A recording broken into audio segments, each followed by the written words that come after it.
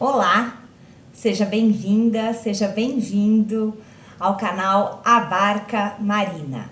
Eu sou Marina Ruivo e no vídeo de hoje eu vou falar sobre este romance, O Legado de Capitu.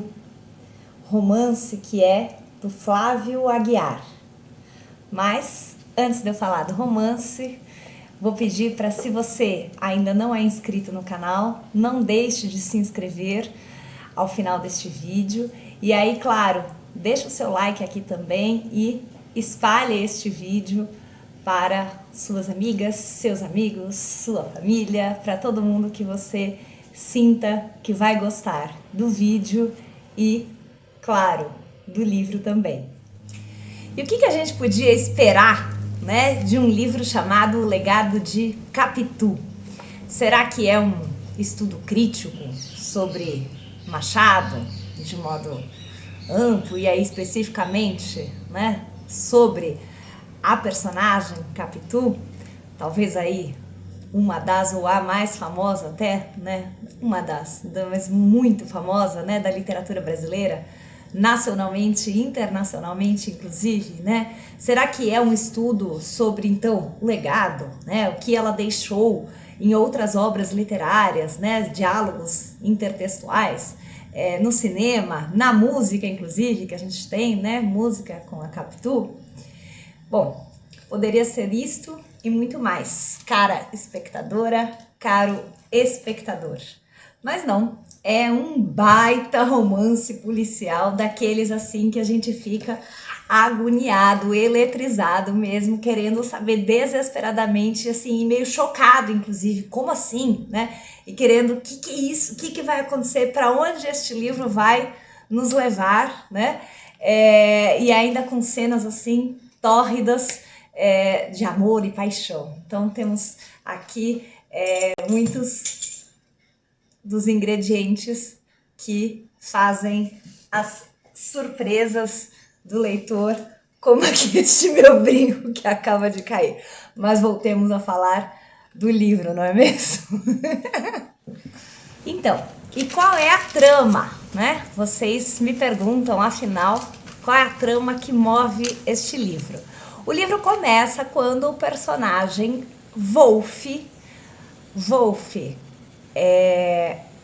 como Flávio Wolf de Aguiar, que é o nome completo de seu autor, Wolf está dormindo numa madrugada em Berlim, cidade onde mora o nosso autor também, já há alguns anos.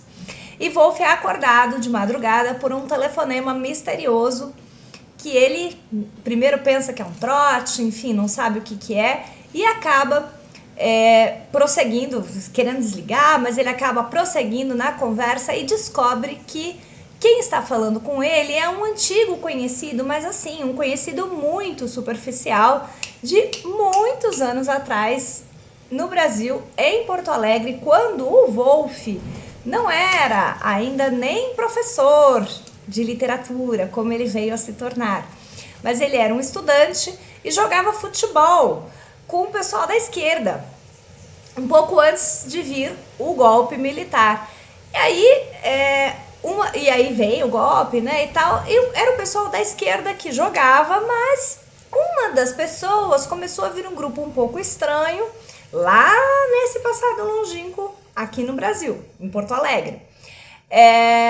Um grupo meio estranho que depois eles descobriram que parece que esse grupo era policial e ninguém entendeu muito bem por quê. O cara que organizava essas partidas, que era um professor, era um militante do Partido Comunista, inclusive, por que ele colocava policiais? Mas isso acabou passando, cada um tomou seu rumo, veio o golpe, né, ditadura, exílio, Wolf se exilou.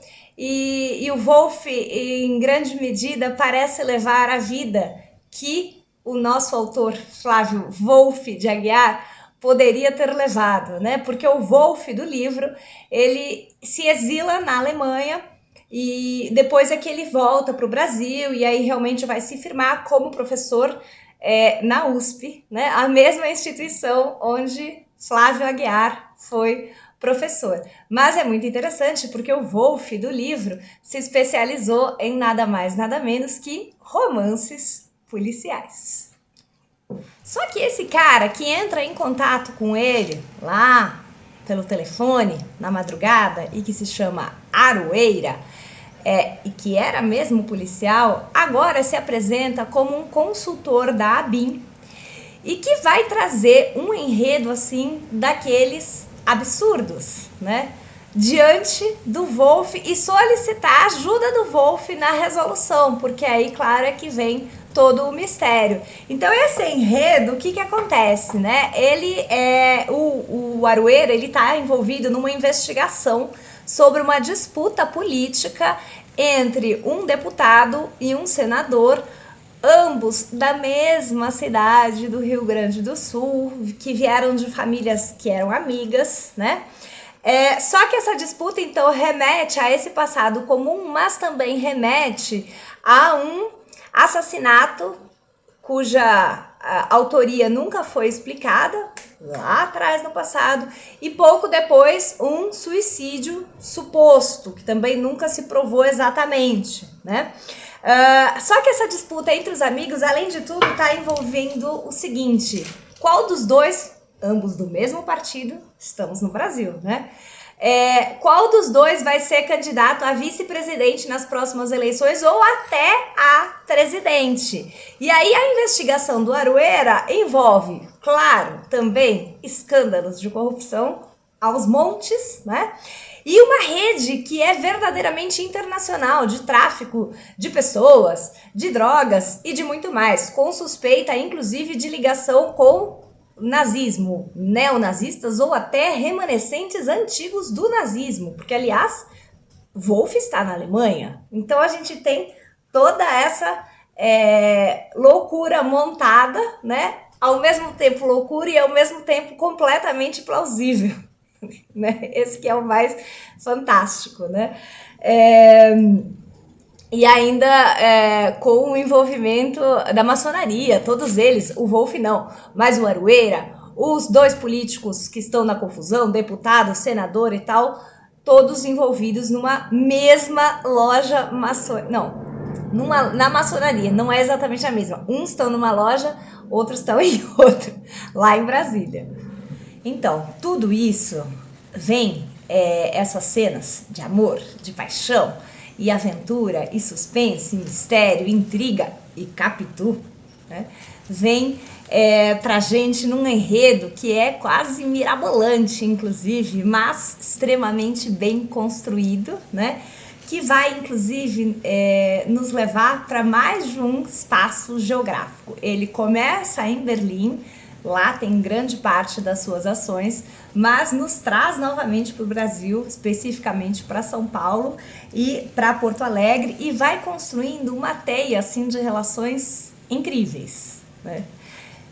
No meio de tudo isso, o que acontece? Tem um sumiço de um jovem, tem algo que precisa mesmo, além de toda a investigação policial, né? Tem algo que precisa ser com urgência descoberto, que é o desaparecimento de um jovem jornalista cuja função é criar aqueles enigmas para jornais, sudokus e tal, que ele cria para o mundo inteiro.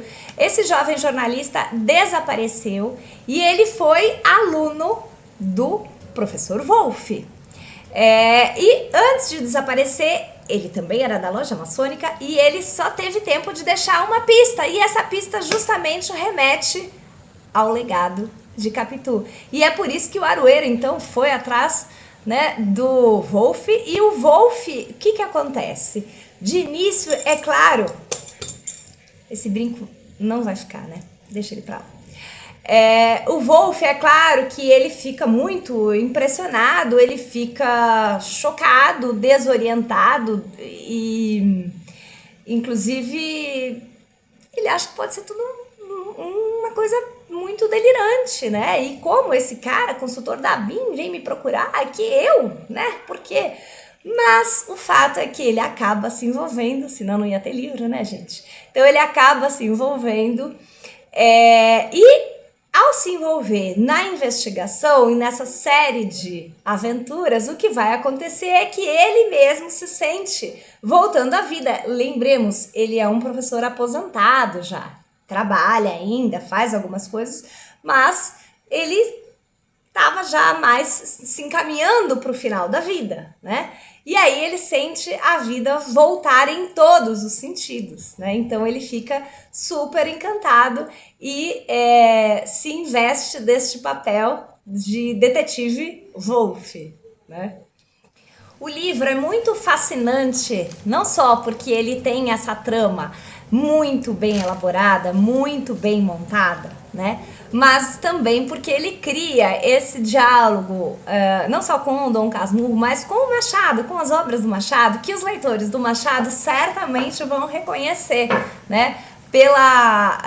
Pelo modo como o narrador às vezes conversa com a cara leitora e o caro leitor, pelos títulos dos capítulos, são capítulos curtos, né? E os títulos muito bem sacados, e que, né, criam aquela coisa, a gente causa um estranhamento. Então tudo isso a gente vai vendo, né? E mais uma série de coisinhas que só quem lê vai ver, vai criando esse diálogo com o Machado que nos enreda ainda mais, a gente vai ficando encantado, né, pelo romance, e ao mesmo tempo que a gente quer saber, meu Deus, para onde vai esse Wolf, né, e o que vai acontecer com ele, né?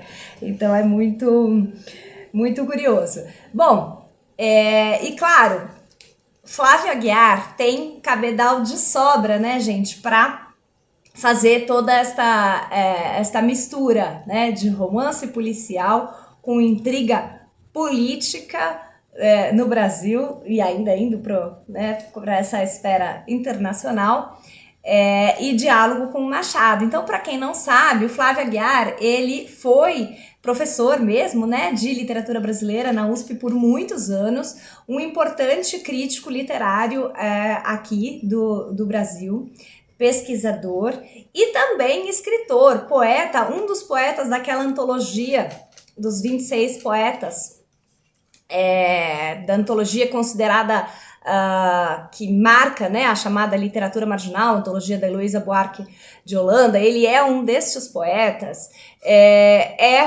autor, por exemplo, do romance Anitta, né, que é maravilhoso, com o qual ele ganhou o Jabuti no ano 2000. Enfim, e uma série de livros, estudos e companhia limitada. Ele tem muita coisa. Então ele tem toda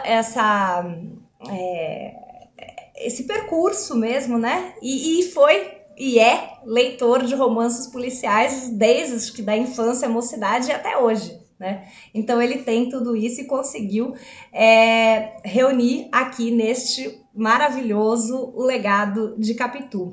Esse livro saiu primeiro numa edição só virtual, online, pela Boitempo, 2017. Mas aí, no ano passado, uma parceria da Boitempo com a editora E-Galáxia permitiu que o livro saísse então bonitinho aqui impresso, né? E que é outra coisa, não sei. Eu já tinha lido ele online, inclusive escrevi na época uma breve resenha sobre o romance, cujo link eu vou deixar aqui também para quem quiser ler. Mas quando saiu ele fisicamente, eu não resisti a comprar, porque eu queria, né, reler. Agora só falta eu conseguir o autógrafo, que eu ainda não tenho.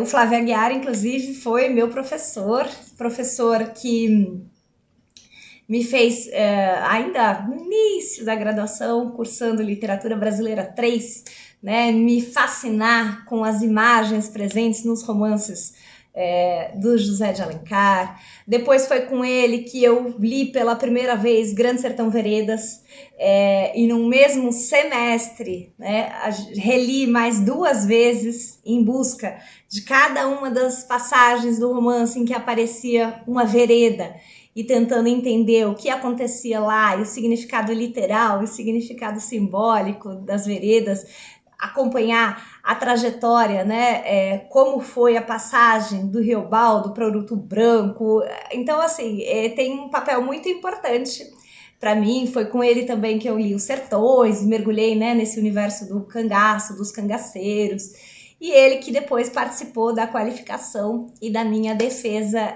de mestrado e acabou sendo também o meu orientador no doutorado.